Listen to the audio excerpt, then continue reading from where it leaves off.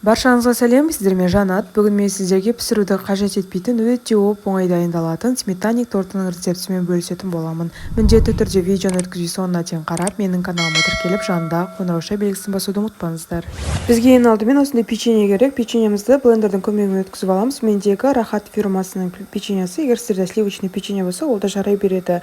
Енді ұсақтап өткізіп алғаннан кейін, осындай үлкен ас қасықпен мен 2 ас қасық бөліп алдым. Сіздерде тамақ ішетін үлкен қасықпенен 4 ас қасық болып саналады. Бетіне сепкенге бөліп алып қаласыздар. Қалған бөлігіне ерітілген 100 грамм сары майымызды қосып, жақсылап бірлеп араластырып аламыз. Одан кейін 4 ас қасық қаймағымызды да қосып, тағы да жақсылап араластырып аламыз.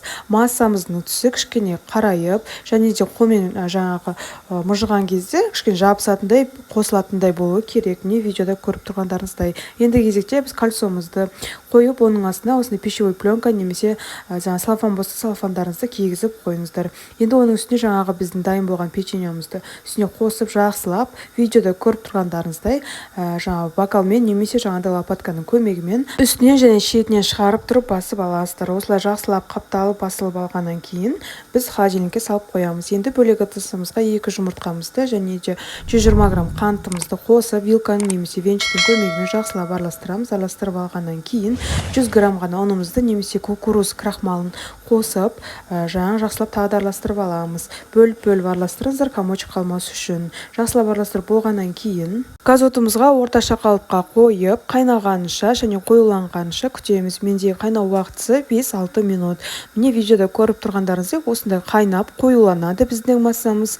Қоюланғаннан кейін бөлек ыдысымызға құйып аламыз да оның үстіне 80 немесе 90 грамм сары майымызды салып, бір рет араластырып, бетін пищевой пленкамен немесе салфанның көмегімен жауып, аздап 5-10 минутқа тағы қойып суытып аламыз.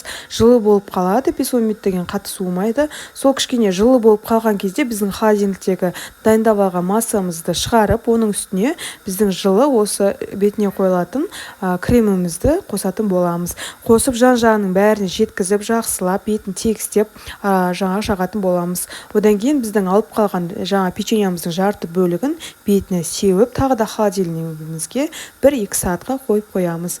Міне біздің сметанник деп аталатын тортымыз дайын болып шықты. Ешқандай пешті пісіруді қажет етпейтін, ең оңай жасалатын өте оңай рецепт.